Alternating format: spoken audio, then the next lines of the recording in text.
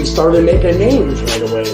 And I loved it. I was robbing drug dealers, and taking their gold right off their neck. And the shit we did, who's going to call the police on you? A drug dealer? I can identify with anything that was normal, to be honest with you. But I was born and raised in Brooklyn, New York. Yeah. 99% of the time, you're going to disappear. Just like the Donnie Brasco situation with Lefty? Yeah, because the reason why, they figure it this way. You brought this guy around, he ratted on everybody, now he ratted on you. You might turn around and join him and rat on us, so we get rid of you, there's no connection between there and there, and they get rid of you.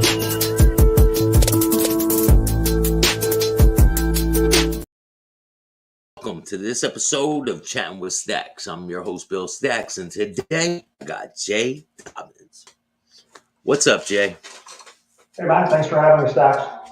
Yeah, no problem, man. This is a pretty big anticipated interview. A lot of my fans wanted to see this, and you have a lot of fans out there, even though sometimes people,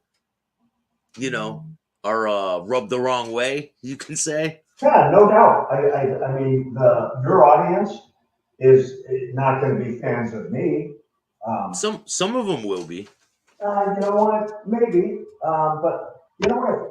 If all I do is do interviews and appear in programs where everybody loves me and everybody praises me and everybody has something nice to say about me, how easy is that? I think there's more of a challenge to appear in places where people are going to criticize you and have complaints with you and try to address those and give honest answers to those people. But everybody's entitled to their opinion. I don't expect everybody to like me. You know what? My wife doesn't like me every day. My kids don't like me every day. There's days when I don't like myself. So why would I expect everybody on the outside to love me? Hey, I don't get love a lot either, man. Sometimes, hate comes all over the place, but you got to just keep pushing forward. So I want to know, how did you get involved to even be involved with law enforcement? I know you had a career with football. How did it transfer into law enforcement? Yeah, I was a pretty good college football player. I had dreams of playing professionally. I never had a plan B. I only had a plan A, which was to play professional football. And I wasn't good enough. Like, I don't make excuses.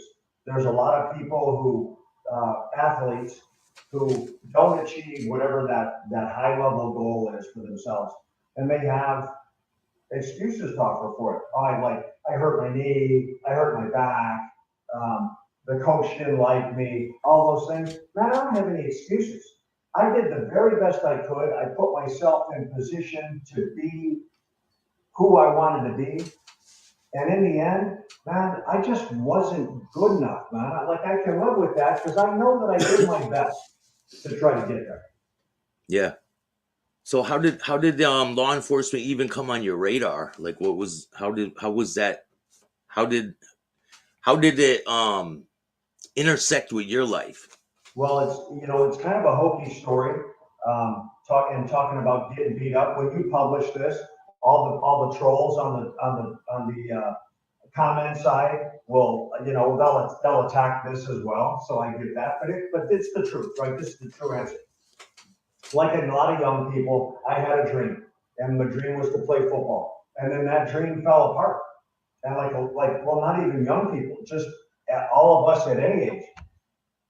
I was sitting there looking at myself like, now what, man? I didn't have a plan B. So this was mid-80s. And the television show Miami Vice was super popular, right? I never had some Copland goal to live in that world, but Sonny Crockett, who driving around in that Lamborghini or Ferrari or whatever it was, yeah, white suit, tricked out. He had his pistols, under his coat with the Hugo Boss, and going to meet drug dealers, and there's tons of cocaine he's negotiating for, and he's sipping mojitos, and there's stripper models hanging on him, right? I was like, I wonder if that's real, man, because that looks pretty dang sexy to me, right? And so, as hokey as that is, that's where it started. So did you reach out to them, or was there an ad? Like, how did you apply? Right?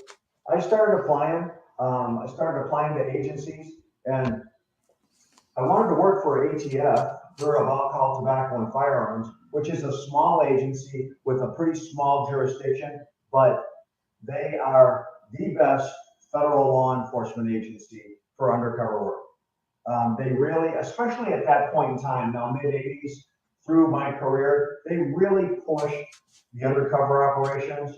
They understood the value of undercover operations, and that's what I wanted to do. I didn't know if I'd be any good at it, but that's what I wanted to do. I wanted to try it and see. I didn't know if I'd be good, but I've never been afraid to fail. I've been afraid not to try. Yeah. But I've never been afraid to fail, so I was like, let's try, man. So you weren't ever involved in any crime or anything before this point? You know what, dude? I was pretty squeaky clean. I was probably too square for the job, too straight for the job. So, in order to like gain the expertise and be comfortable, like in that street environment, like I had to learn that. Like I can't say that I grew up like in a rough neighborhood or had a rough childhood, or any of those things that would have laid the groundwork for me. Like I had to go out and study the people that were the targets of investigations in that community, and like let them train me, learn from them how to walk, how to talk, how to look, how to dress, how to drive, what to say, what not to say, all those different levels of respect that take place on the street, all the street protocols, all that gangland language and body language and all those things. Like that didn't just come natural to me. Now I had to go like learn that to survive. Yeah, some people use their background like they grew up in a rough childhood, and they just use the background of the people they grew up around and they apply that, right? They had a head. Those people have a head start on me. Like I grew up, like to be honest with you, like it was a white picket fence childhood for me. My folks stayed together. We never had a lot, but I always had a bike to ride. I had good parents. I wasn't in trouble any more than like just like normal kid trouble, right? Nothing over the top. So if the people that, and I've worked with people like that who grew up in like really rough, early youthful part of their life, they had a head start on me, man, because they understood the world, they understood the street. I had to learn it. So how are you learning these things? Are you watching different movies and shows? Are you learning from people like around you? Yeah, you know what, I think Hollywood, the entertainment industry, I referenced Miami Vice and how that kind of caught my eye. But to be honest with you, the entertainment industry, it's counterfeit in how it portrays the world of law enforcement, how it portrays undercover work. It glamorizes it. It makes it sexy, which is what caught my eye with Sonny Crockett and Miami Vice. The reality of it is that when you decide to do that profession, you know, for a living, it's a nasty, dirty, bloody, vomit-covered world. Man, there's nothing sexy about it. There's nothing glamorous about it. It's nasty. So when you're learning different things, what's your first case that they put you on? Well, so I got hired on a Monday. I got sworn in on a Monday.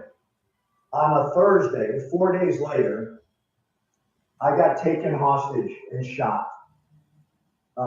I had a bullet. I got shot in the back, point blank. The bullet went in my back, in between my spine and my shoulder blade. It went through my lung and narrowly missed my heart. It exited my chest. It was a through and through. So 4 days on the job, right? I hadn't been trained. I hadn't done anything. 4 days.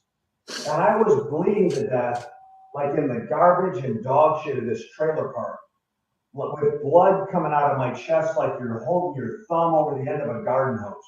Who shot you? A guy we were trying to arrest. Like I didn't know what I was doing, obviously, right? The suspect runs from us. I chase him down. And like I wasn't fast enough to play professional football. I was too slow, but I was fast as fuck as a cop, right? In cop land, I was fast. In football, in professional football land, I wasn't fast enough. In cop land, man, I could fly by that standard, right? So I chased this kid. He hides. Make a long story short, he was hidden. I went past him, and he popped up behind me and took me hostage. Wow. And that's like that. There's no one to blame for that. That's my fault, dude. That's a guy out there trying to get in the middle of the action who doesn't know what he's doing. Like you shouldn't have been running after him like that, right? Well, I should have at least been trained to like how to do like the techniques and tactics of that, which I didn't know. I was just like throwing it out there, man. I was just like, that's what I wanted to do. I wanted to run and chase and get in fights, and I wanted to do all that stuff that was part of it, right? And then like now 4 days later, I'm in the middle of it, and I'm like, oh shit, I'm not prepared for this, man. I'm not trained for this. Are you thinking you're gonna die when you get shot?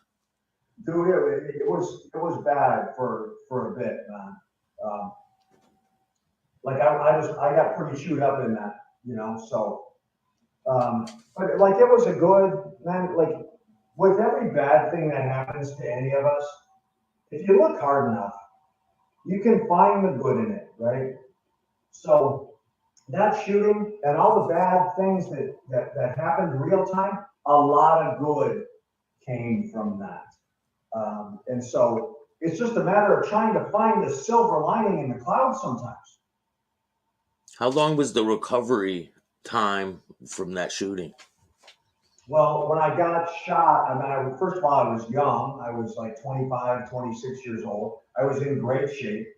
So those are two factors that, like, regardless of when you get hurt, you get sick. If you're young and if you're physically fit, you have a better chance. What's good, everybody? I hope you guys enjoyed that interview. Can you guys hear me? I hope you guys enjoyed that interview. I want to thank a couple people for their donations for the toy drive. And shout out to Jay Dobyns for that interview. I appreciate you. I want to give a shout out to Angel Gotti, Chris Curtis, Kelly Ray, Carol, Mark Schumacher, Thomas. Some of these people I don't know if you want me to say your last name. So Jay, I appreciate you. Justice Tech Pros, Josie, Randy, Wes. Thank you for your donations towards the toy drive. I really appreciate it. It's going to go towards a good cause. And I was there today at Brian's Angels. I stopped over at the shelter and I spoke to the people. And I was telling them that I was the guy who brung the toys last year. And they're like, that was you? We were wondering who did that. And they really appreciated it. So it's going to be a good year this year.